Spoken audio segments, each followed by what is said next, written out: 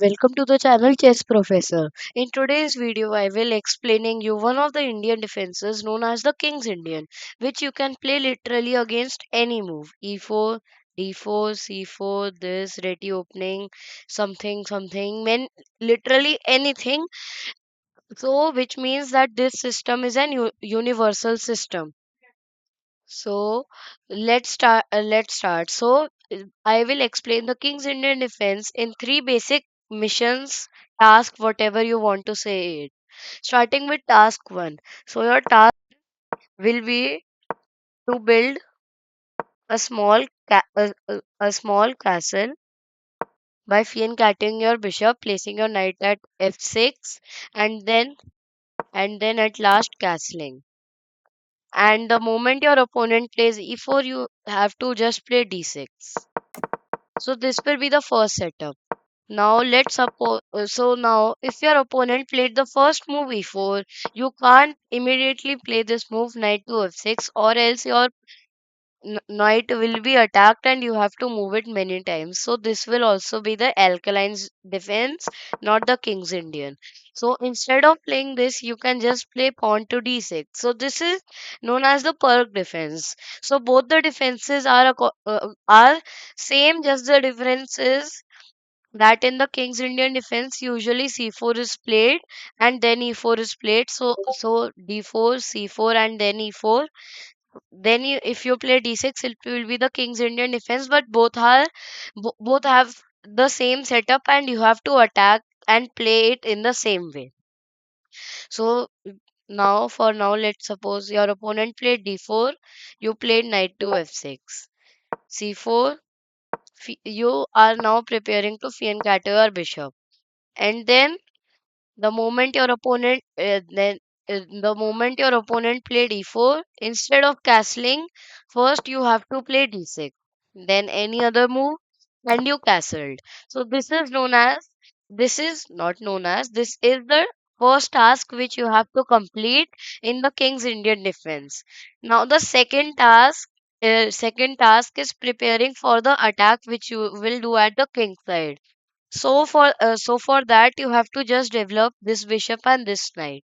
So starting with the bishop, you can develop your bishop to g4, or you can just fianchet bishop. So now if your opponent played some, you can now develop your bishop to g4.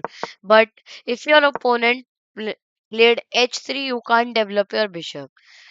Also, if you developed your bishop at g4 and your bishop got attacked, then instead of retreating it back, you can just trade it.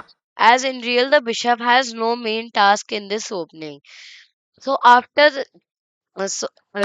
if your opponent plays h3 first, then you can just go for fianchettoing this bishop. And after that, your knight has also two squares to go. Let's suppose your opponent played something.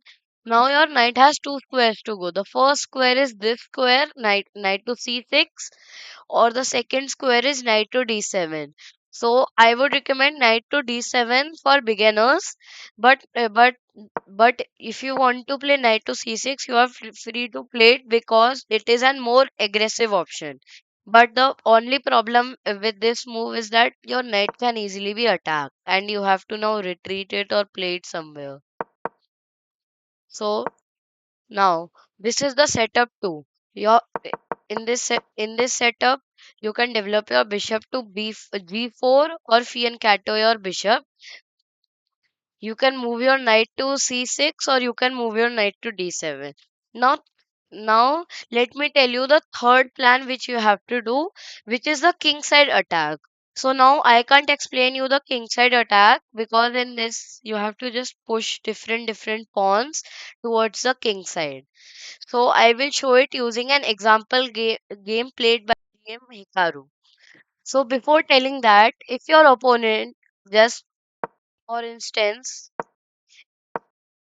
if your opponent went for queenside castling, this time instead of going for your kingside attack, you have to just make sure that your king is safe, because opposite castling is very harmful for both the players, and both the players' kings will remain in danger for almost whole the game after this. So now let us move on to the example game. So now Hikaru is playing black. The opponent played d4 and Hikaru went for knight to f6, c4, and then fiancatoing the bishop. Now Hikaru's opponent just played e4, so Hikaru immediately played d6. Now knight to f3 and then castles. This is the first task done. So now instead this time, instead of developing the bishop or the knight, Hikaru immediately played the move pawn to e5, attacking the center. So now this is an common tactic which you can use in games. So usually, let's just suppose i- if Hikaru's opponent captured, you could recapture, and now Hikaru's opponent can also capture. See, if you see now, Hikaru's opponent have just gained one more pawn. But instead of doing it, you can just capture this pawn on e4. Now, if your opponent captures, you can also capture this knight. So in this case, this didn't happen, and the opponent castled. After this, Hikaru played knight to c6, which as I talked earlier, is the more aggressive but complex option.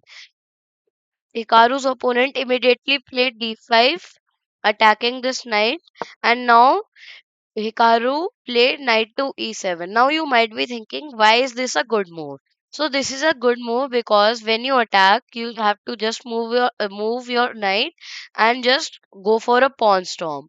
So this knight perfectly helps the pawn storm by supporting this square f5.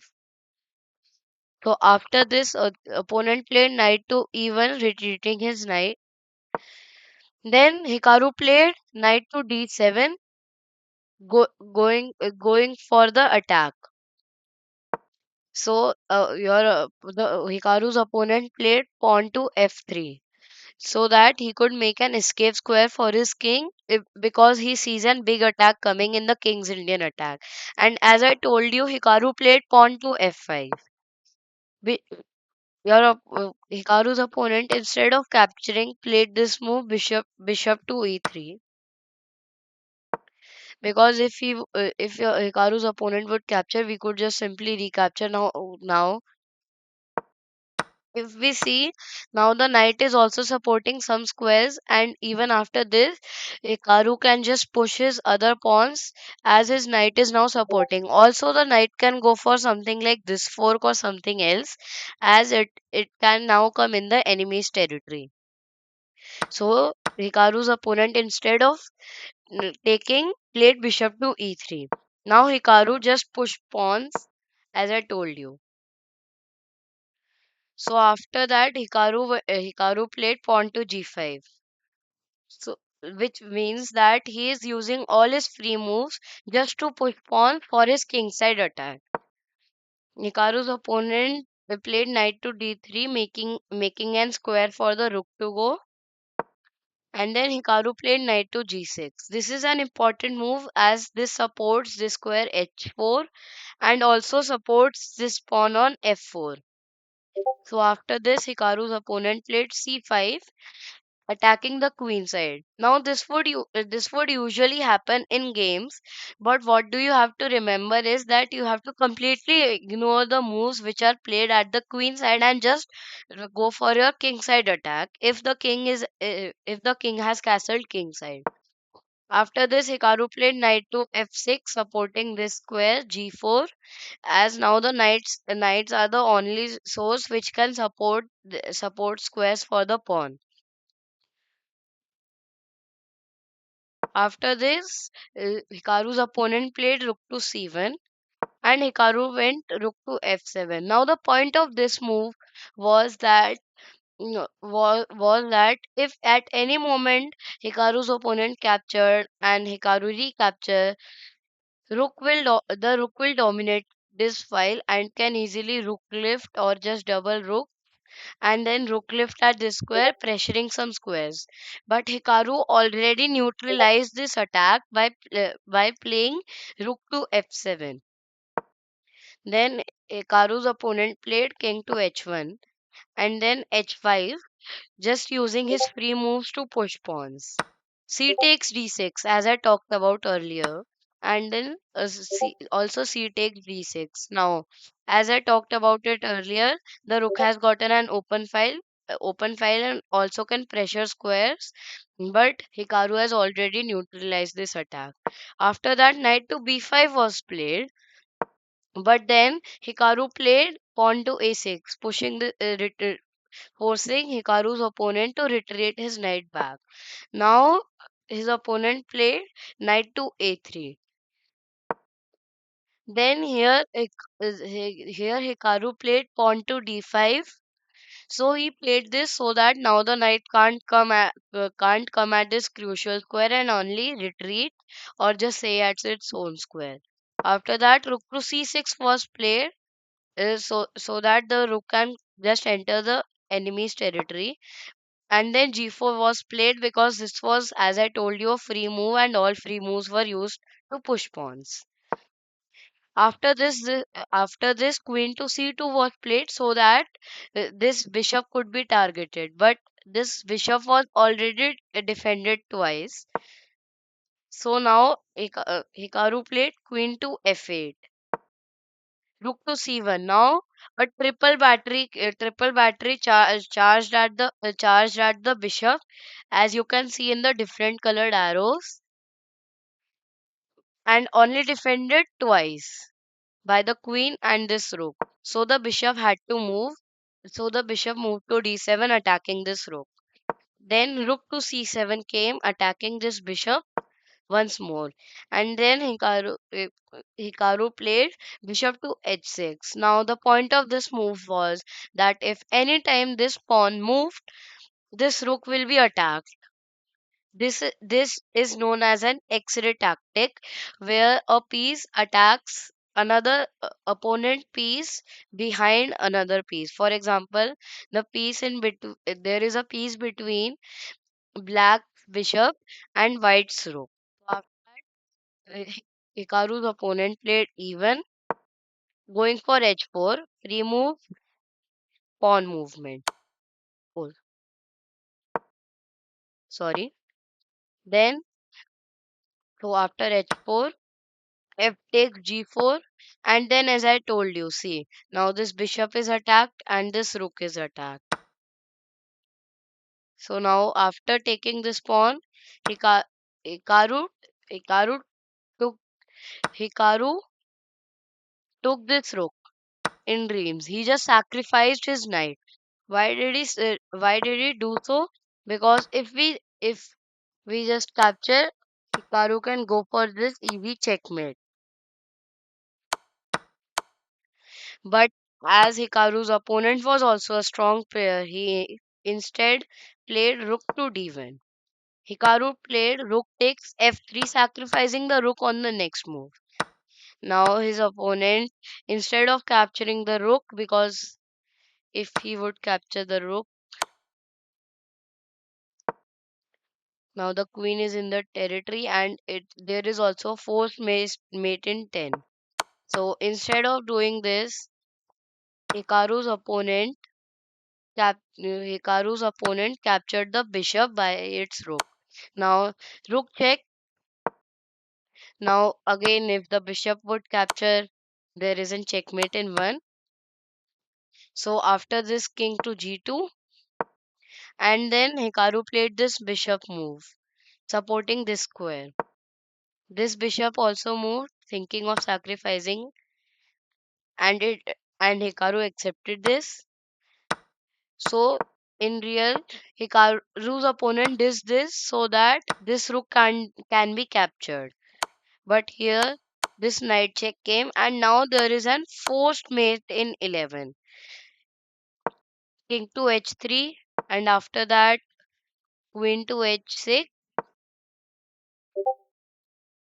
pawn to g5, knight takes g5. Now king to g4, knight to h3, knight knight to h3, sorry, knight to f3. Now then this knight moves, this check, this rook check, this rook check, rook sacrifice, then this knight check, and then this stunning checkmate. Now before ending this video, let me just summarize the mission and setups for you. Starting with this basic setup of the King's Indian. And the moment your opponent plays e4, you have to play d6. Now, if your opponent moves his pawn forward, capture, and you just capture the queen, and now you can move your knight. And if not captures any other move, you just castle. Setup one done. Now, now preparing for setup two is preparing for this attack. Now, if your opponent plays any other move except h3, you can pin this knight. And the moment your bishop gets attacked, you can trade. And if your bishop doesn't get attacked and your opponent plays something else, just continue. Now, now after the now you can just continue. Now after this, the knight can go to d7, which is the passive option, or knight to c6, which is an aggressive option. So the better option for you will be knight to d6. And also, if your opponent here instead of playing this bishop played h3, you can just go for fiancatoing this bishop. Now after all this preference for the attack is just done, after all this preparation for attack is done, you can go for pawn to e5 or also pawn to c5, striking in the center. Now, if your opponent castles king side, you can now after this move, after striking in the center, you have to go for a easy king side attack. So this is all for today's video. I hope you like this video. If you like this video, please like and if you are new to this channel, please subscribe. Thanks.